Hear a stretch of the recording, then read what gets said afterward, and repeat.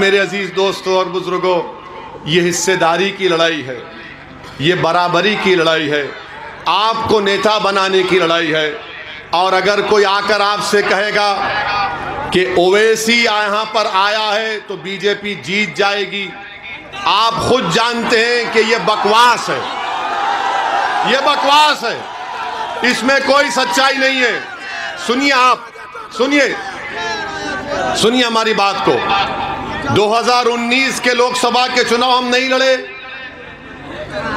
अखिलेश और बहन जी मिलकर लड़े, तब भी बीजेपी 65 लोकसभा की सीट जीत गई।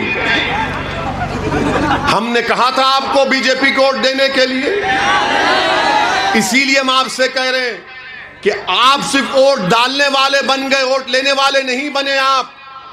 जब आप वोट लेने वाले बन जाएंगे तो आपकी ताकत दिखेगी, जब आपकी ताकत दिखेगी तो उसी के ऊपर आकर कोई आपसे बातचीत करेगा ना कि भाई तेरी इतनी ताकत है, बोल क्या करना चाहिए। तो जब आप अपनी ताकत की बुनियाद पर, जब आप अपनी ताकत की बुनियाद पर कह सकेंगे कि उत्तर प्रदेश में मुस्लिम अल्पसंख्यक समाज को, दलित समाज को, पिछड़ा समाज को, कुशवाहा समाज को इंसाफ किया जाए, क्योंकि ये जानते क्या है, इनके दिमागों में ये बात बैठी हुई है कि ये लोग कहीं नहीं जाएंगे, इनको डर दिखाओ मोदी का, योगी का, बीजेपी का, ये डर कर हमको वोट देंगे।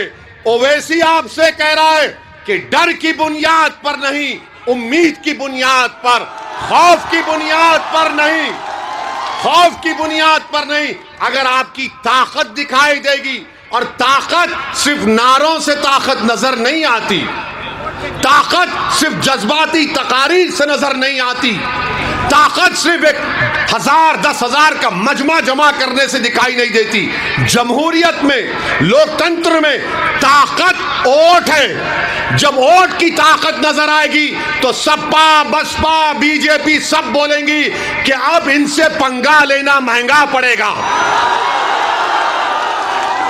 और आप इस बात को समझिए, मेरी इस बात को, अगर आप ये समझ रहे हैं कि बाज लोग आकर जो दिल्ली और लखनऊ में बैठकर आपके वोटों का सौदा करते हैं, मैं उनसे भी कहना चाह रहा हूं कि अब तुम्हारी दुकानें बंद होंगी, तुम अब तिजारत नहीं करोगे हमारे जज्बात पर, तुम हमारे वोटों की तिजारत करते हो अपनी जाती मफाद के लिए। अब एक बेदारी की लहर पैदा हो चुकी है उत्तर प्रदेश में, और वो बेदारी की लहर ये होनी चाहिए कि आप इसको वोट में तब्दील करें।